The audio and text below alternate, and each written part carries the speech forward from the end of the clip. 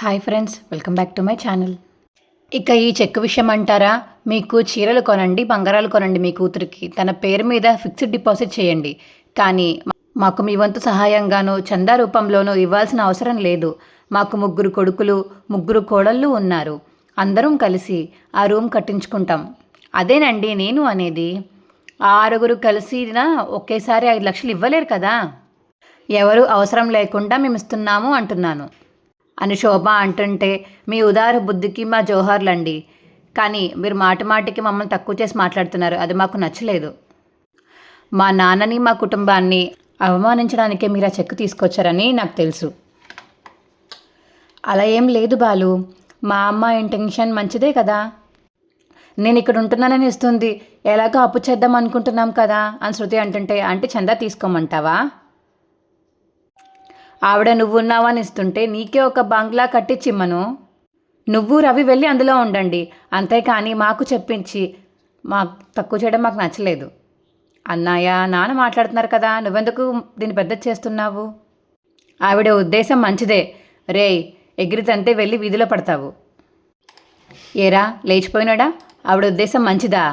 ఆవిడ మొగుడు దయ తెలిచి లోన్ శాంక్షన్ చేయిస్తేనే మన నాన్న ఇల్లు కట్టాడంట. వినపడలేదా నీకు? ఇప్పుడు కూడా రూమ్ కట్టడం మన వల్ల కాదనే అంటుంది ఆవిడ. అర్థం కావట్లేదా నీకు? సిగ్గుందేంట్రా నీకు? మీ అత్తొచ్చి మనందరినీ అవమానిస్తుంటే నువ్వు మాట్లాడినసిపోయి నన్ను అంటావా అని బాలు అంటుంటే, మమ్మీ ఇదేదో పెద్ద గొడవకి దారితీసేలా ఉంది. పండగ రోజున నన్ను చూడాలొచ్చి చూసి వెళ్ళు. అంతేకాని ఈ డబ్బులు అవి ఎందుకు? మంచిది. ఆ రోజుల్లో లోన్ లేకుండా ఇల్లే కట్టలేదు మీ మామగారు. ఈరోజు ఈ రూమ్ కడతారని కలలు కంటున్నావా?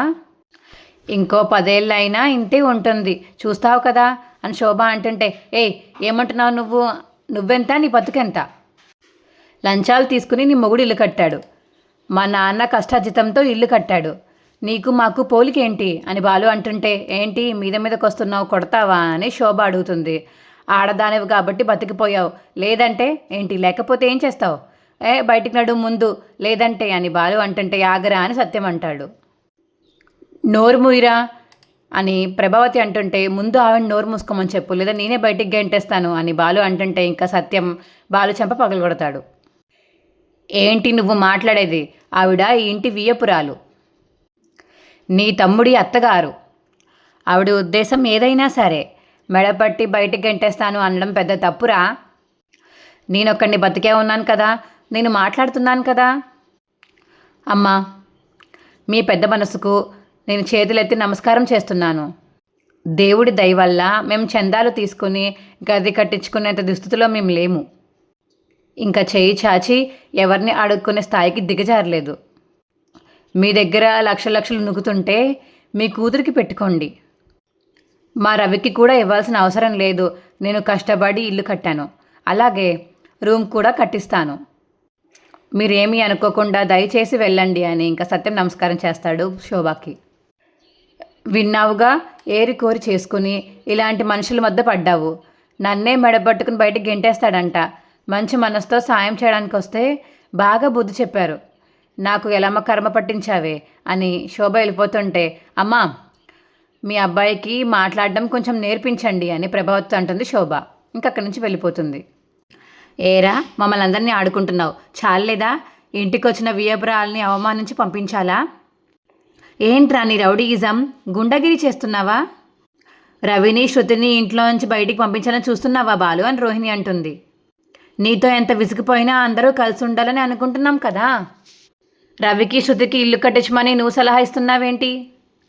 వీడేదో రవిని శృతిని వీడి డబ్బుతో పోషిస్తున్నట్టు తిప్పుకోవాలని చూస్తున్నాడు. వాళ్ళు వెళ్తే వీళ్ళు రూమ్ వాడుకోవచ్చు అని వాడి ప్లాన్ అని మనోజ్ అంటుంటే, ఏంటన్నయ్య ఇది? ఆవిడ మాట్లాడిన పద్ధతి తప్పే, కానీ నాన్నని చాలా ఇన్సల్ట్ చేసింది. కానీ నువ్వు ఆడవాళ్ళని చూడకుండా వదిలేస్తే కొట్టేలా ఉన్నవేంటన్నయ్య? తల్లికి భార్యకి సరిగ్గా మర్యాద ఇవ్వలేని మొరటి మనిషి. బయట వాళ్ళకి మర్యాద ఎందుకు ఇస్తాడు? మా అమ్మని చాలా ఘోరంగా ఇన్సల్ట్ చేశాడు. This is too much. మా అమ్మ ఎంత ఫీల్ అవుతుందో అని శృతి అంటుంది.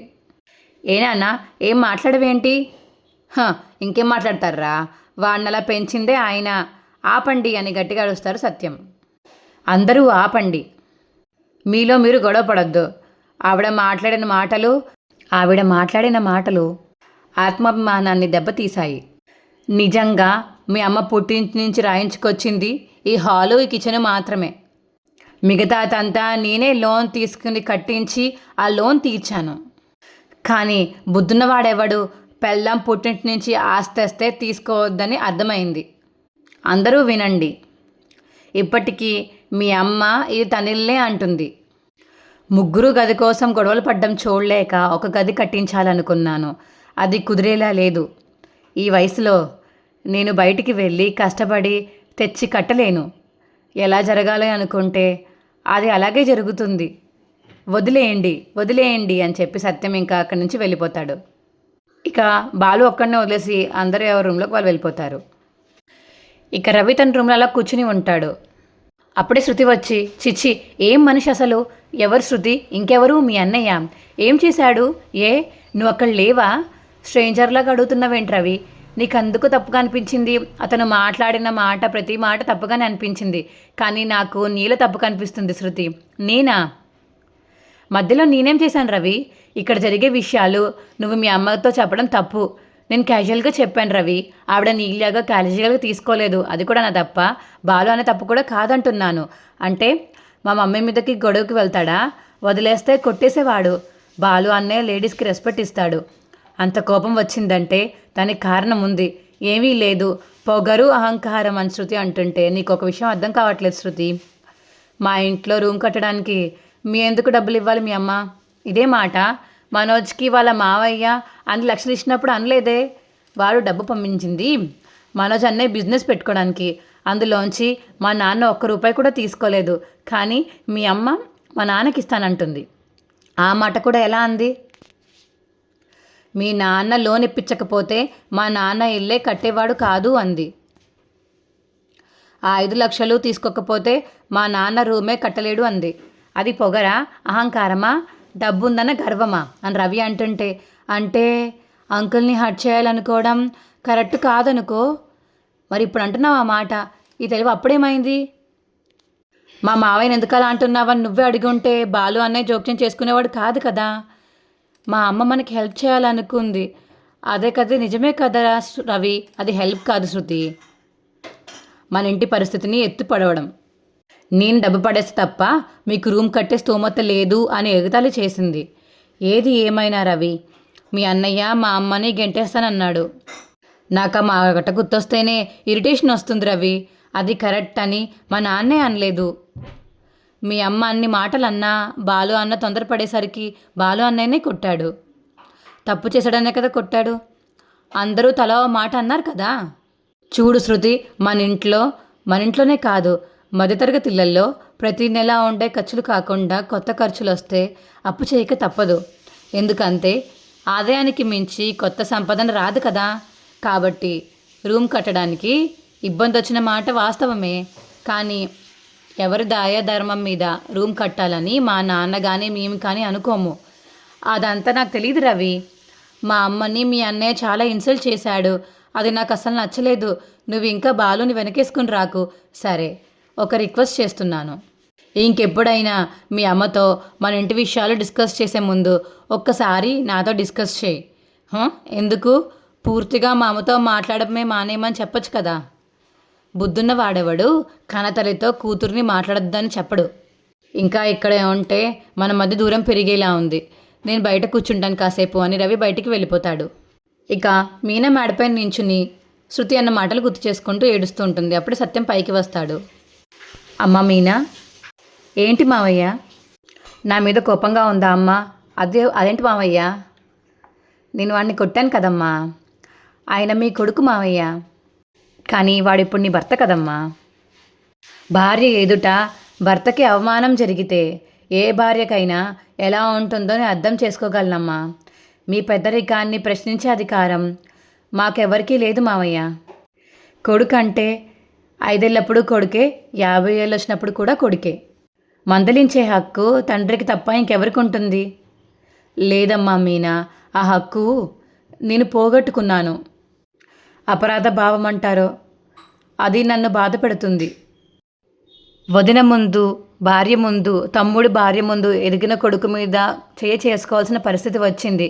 నేనెందుకు బాధపడడం లేదు మావయ్య. ఆయన మనసు వేరు, ఆయన ఉద్దేశం వేరు. అది అర్థం చేసుకోకుండా అక్కడ ఆయన అందరికీ తల ఒక మాట అన్నారు. ఎంత బాధపడుంటారోనని ఏడుపొచ్చింది. అమ్మ మీనా, వాడు మన కుటుంబ గౌరవాన్ని నిలబెట్టాలని, ముఖ్యంగా ఇంకొకరు నన్ను తక్కువ చేయకూడదని ఆలోచించి అంత గొడవ చేశాడు. కానీ ఆ వాదనలో ఒక సరిహద్దు రేఖ దాటిపోయాడు. నా ఇంటి కోడలు తల్లిని అవమానించపోయాడు. ఎక్కడ హద్దు దాటుతాడోనని చేసుకోవాల్సి వచ్చింది. ఈ ఇంట్లో నా మర్యాద కాపాడాలనుకునే వాడినే కొట్టాను. గుండెల్లో ములులా గుంజుకుంటుందమ్మా. వాడి చూపుని ఇంకా మర్చిపోలేకపోతున్నాను. ఆయన గురించి నాకన్నా కన్న తండ్రిగా మీకే ఎక్కువ తెలుసు మావయ్య. పసిపిల్లల లాంటి వారు. తండ్రి కోపాన్ని చూసి దూరంగా జరిగిన పిల్లాడు. కాసేపయ్యాక దగ్గరికి వచ్చి నాన్న అని పిలుస్తారు. ఈయన మనస్తత్వం అంతే మావయ్య. మీరేమీ బాధపడకండి. నిజంగా మీరు ఆయన్ని గీత దాటనివ్వకుండా ఆపడం వల్లే ఆయన తగ్గారు. వాడెక్కడికి వెళ్ళాడమ్మా? తెలీదు మావయ్య. నాకు తెలుసు. వాడింటికి రావాలంటేనే చిరాకు కలిగేట్టు జరిగింది. వచ్చాక ఆ విషయం మాట్లాడకు. వాడి మనసుకు గాయం చేశాను. ఎంత విలువలాడుతున్నాడో ఏంటో నా కొడుకు. ఈరోజు రాత్రికి నాకు నిద్ర పడుతుందో లేదో అని ఇంక సత్య మనసు అక్కడి నుంచి వెళ్ళిపోతాడు. ఇక బాలు రాజేష్ తోటి మందు కొడుతూ ఉంటాడు. రే రే రే స్లోగా తాగరా. రే ఇంటికి కాదు, ఇంట్లో జరిగిందంతా మర్చిపోవాలి. అందులోనే తప్పేం లేదురా బాలు. రే కానీ మా నాన్న చేసుకున్నాడంటే నా వైపు ఎంతో కొంత తప్పున్నట్టేరా. అంటే నువ్వు తప్పు చేసావని ఫీల్ అవుతున్నావా? లేదురా, అస్సలు లేదు. నిజానికి అక్కడ ఉన్న వాళ్ళందరూ నాలాగే మాట్లాడాలి. కానీ అందరూ సంస్కారం ముసుకేసుకొని అందులోంచి తొంగి చూస్తున్నారు. మరి ఇంక నీకు బాధ ఎందుకురా? మా నాన్న చెంప పగలు కొట్టాడు కదరా. ఇప్పటికీ అదే మాట 100 సార్లు చెప్పావు. 100 సార్లు గుర్తొచ్చింది కాబట్టి చెప్తున్నాను రాజేష్. నువ్వెక్కడ తొందరపడి ఆ విషయంలో గొడవ పెద్ద చేస్తావేమో అని మీ నాన్నని ఆపడానికి చేసిన పని రాది. అంతేనంటవా రాజేష్? రే మా నాన్న నా మీద చేసుకుంటే ఏదోలా ఉందిరా. మీ నాన్నకి నీ మీద పగ, కోపమా, శత్రుత్వమా? అసలు నువ్వు బాధపడాల్సిన అవసరమే లేదు. నీ వల్ల ఒక తప్పు జరగకుండా ఆపాడు. అయినా మా నాన్న కొట్టేందుకు కాదురా నేను బాధపడేది. ఆయనకు మాత్రమే నన్ను కొట్టే హక్కు ఉంది. కానీ ఆ రూమ్ కట్టడానికి నేనేం చేయలేకపోతున్నాను చూడు, అదే ఇబ్బందిగా ఉంది. ముగ్గురం కొడుకులం ఎద్దుల్లా ఉన్నాం. ఒక్కరు కూడా సాయం చేయలేకపోతున్నాము. అది అదునుగా తీసుకుని ఆ డబ్బుడమ్మ వాళ్ళమ్మ ఏదేదో మాట్లాడింది. ఇప్పుడు అంత అర్జెంటుగా ఆ రూమ్ కూడా ఎందుకు మొదలైందిరా? ఆ రూమ్ కూడా మాకోసమేరా. మనోజ్ గడుకో రూము, రవి గడుకో రూము, మా అమ్మ నాన్నకి ఇంకో రూము ఫిక్స్ అయిపోయింది. మాకే రూము లేదు. మా షీరా డార్లింగ్ వచ్చి వారానికి ఒకరు రూమ్ ఇవ్వాలని చెప్పి కండిషన్ పెట్టి వెళ్ళిపోయింది.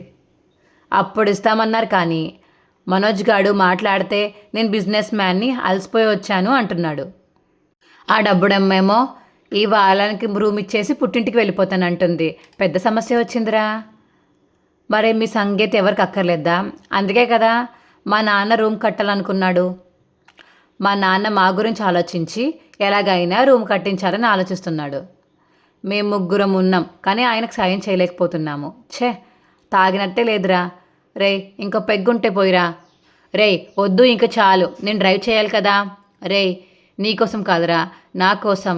బాధల్లో ఉంది నువ్వా నేనా చెప్పు.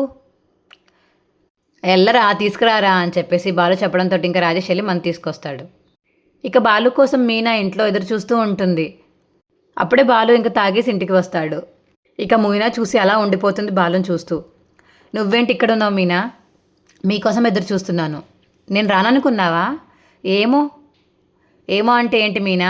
తాగేసి వస్తారనుకున్నాను. అనుకున్నావా మీనా? అవును.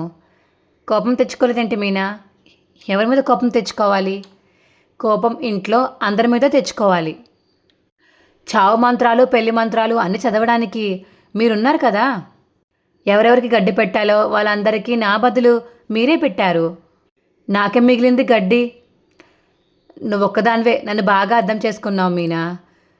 నేను మిమ్మల్ని అర్థం చేసుకుని ఏం లాభం, సరే రండి అన్నం పెడతాను అని మీనా వెళ్తుంటే అప్పుడే సత్యం వస్తాడు. ఇక బాలు తూలిపై పడిపోతుంటే పట్టుకుంటాడు. ఏరా తాగావా, ఏమైనా తిన్నావా అని సత్యం అడుగుతుంటే బాలు సమాధానం చెప్పకుండా నించొని చూస్తాడు. నేను కొట్టనని తాగావారా, అందుకే కదా తాగావు, అందుకే కాదని చెప్పు మీనా ఆయనకి.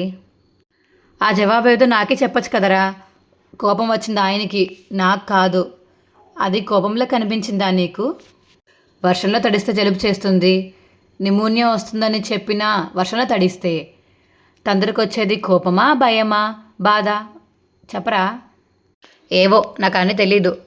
నాకన్నీ తెలివితేటలే ఉంటే ఆ 40 లక్షలు నేనే ఎత్తుకుని పారిపోయేవాడిని. మా నాన్నకి పర్వాలు ఇచ్చే చందాకి కళ్ళకద్దుకుని సిగ్గు సరం లేకుండా తీసుకునేవాడిని.